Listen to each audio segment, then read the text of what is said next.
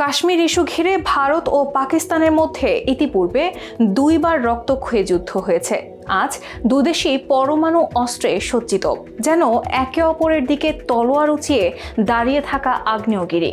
পুলওয়ামার বিস্ফোরক ঘটনার পর ফের উভয় দেশের সম্পর্ক তপ্ত হয়ে উঠেছে। যুদ্ধের বাতাস যেন আবারও ঘনিয়ে আসছে, আর উপমহাদেশের আকাশে অনিশ্চয়তার মেঘ জমেছে। কিন্তু কেন এত সংঘাত? কি এমন আছে কাশ্মীরে যা প্রতিবেশী দুই রাষ্ট্রকে পরিণত করেছে চিরশত্রুতে? কেন যুগের পর যুগ ধরে রক্তে রঞ্জিত হচ্ছে এই ভূস্বর্গের মাটি? শুধু ভূখণ্ডের জন্য, নাকি এর পেছনে আছে জাতীয়তাবাদ, ধর্ম, ইতিহাস আর আধিপত্যের গভীর জটিলতা? কাশ্মীর কি কেবল একটি ভৌগোলিক অঞ্চল, নাকি এটি দুই দেশের আত্মমর্যাদা, আবেগ ও রাজনৈতিক শক্তির প্রতীক হয়ে উঠেছে? কেন এতটা অস্থিরতা, যেখানে শান্তি চেয়েও শান্তির আলো দেখা যায় না?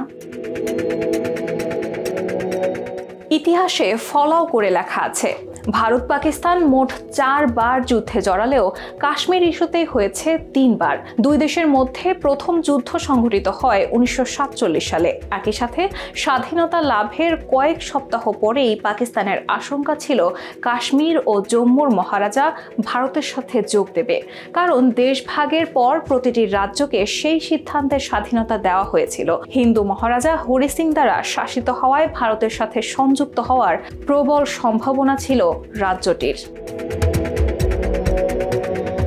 কাশ্মীর তখন ছিল এক মনোরম কিন্তু বিস্ফোরক বাস্তবতার মুখোমুখি।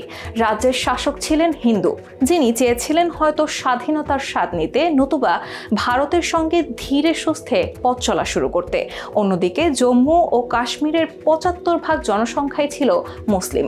তখন পাকিস্তান সেনাবাহিনী কাশ্মীরের কিছু অংশ দখলে নিয়ে নেয়। এরপরেই ভারতের সাথে যুদ্ধ বাধে দেশটির।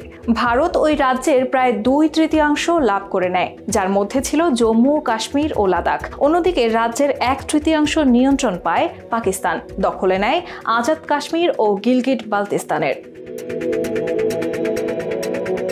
1965 সালের ভারত পাকিস্তান দ্বিতীয় যুদ্ধের কেন্দ্রে ছিল সেই চিরচেনা বিস্ফোরক ইস্যু কাশ্মীর। 1962 সালে চীনের হাতে লজ্জাজনক পরাজয়ের পর ভারতকে দুর্বল ও বিপর্যস্ত মনে করেছিল পাকিস্তান। তারা ভেবেছিল সময় এসেছে চূড়ান্ত ঝাঁপ দেওয়ার। সেই সুযোগ লুফে নিয়ে কাশ্মীর দখলের ষড়যন্ত্র শুরু করে ইসলামাবাদ।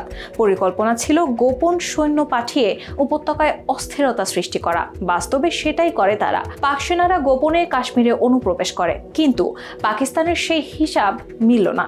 ভারত দ্রুত জবাব দেয়, আর দুদেশ সরাসরি যুদ্ধের ময়দানে মুখোমুখি হয়ে দাঁড়ায়। তবে এই যুদ্ধের পরিণতি ছিল একরকম ধোঁয়াশায় মোড়ানো।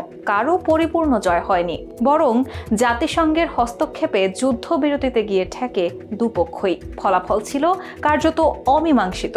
শেষ পর্যন্ত জাতিসংঘের হস্তক্ষেপে যুদ্ধবিরতিতে সম্মত হয় দুই দেশ। তবে ক্ষয়ক্ষতির দিক দিয়ে ভারসাম্য ছিল না। ভারতের প্রায় 1200 সেনার বিপরীতে পাকিস্তান হারায় প্রায় 7,500 সৈনিক।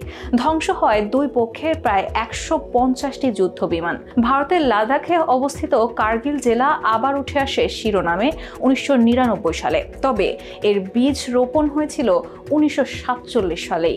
সীমান্ত লঙ্ঘন করে পাকিস্তানি অনুপ্রবেশকারীরা ভারতের মাটিতে ঢুকে পড়লে যুদ্ধ অনিবার্য হয়ে ওঠে। শেষ পর্যন্ত পাকিস্তান পরাজিত হয়, এমনকি নিহত সৈন্যদের মরদেহ নিতেও অস্বীকৃতি জানায় তারা। দায় চাপায় কাশ্মীরি জঙ্গিদের উপর। ফলে ভারতেই দাফন করতে বাধ্য হয় সেই দেহগুলো। 2016 সালে 22 বছরের জঙ্গি নেতা বুরহান ওয়ানির মৃত্যু ঘিরে উপত্যকায় ছড়িয়ে পড়ে ব্যাপক বিক্ষোভ, যা তরুণদের মধ্যে নতুন করে জঙ্গিবাদের উত্থান ঘটায়। তার জানাজায় হাজারো মানুষের উপস্থিতি ও পরবর্তী সংঘর্ষে নিহত হয় 30 জনেরও বেশি বেসামরিক নাগরিক। 2018 সাল ছিল সবচেয়ে রক্তাক্ত। নিহত হয় 500রও বেশি মানুষ, যার মধ্যে বেসামরিক জঙ্গি ও নিরাপত্তা বাহিনীর সদস্যরাও ছিল। কাশ্মীর এখন এলওসি দিয়ে বিভক্ত। চীন নিয়ন্ত্রণ করে উত্তরের আকসাই, চীন ও সিয়াচেন সংলগ্ন একটি অংশ। 2003 সালে যুদ্ধবিরতি হলেও স্থায়ী শান্তি আসেনি। পাকিস্তান বিদ্রোহীদের অর্থায়ন বন্ধের অঙ্গীকার করলেও ভারত পাকিস্তান সম্পর্ক অবনতির দিকেই এগোতে থাকে। 2014 সালে মোদী সরকার ক্ষমতায় আসার পর দ্বিমুখী কূটনীতি গ্রহণ করে, একদিকে কঠোরতা, অন্যদিকে শান্তি আলোচনার ইঙ্গিত। পাকিস্তানের প্রধানমন্ত্রী নওয়াজ শরীফ মোদীর শপথে উপস্থিত হলেও 2016 সালে পাঠানকোট হামলার পর আলোচনা স্থগিত হয়। 2018 সালে বিজেপি-পিডিপি জোট ভেঙে যায়। জম্মু ও কাশ্মীর চলে আসে দিল্লির সরাসরি শাসনে, যা জনমনে অসন্তোষ বাড়ায়। এরপর একের পর এক হামলার মধ্যে পুলওয়ামা আক্রমণ পরিস্থিতিকে আরও বিস্ফোরক করে তোলে। 40 জন আধা সামরিক বাহিনীর সদস্য নিহত হন।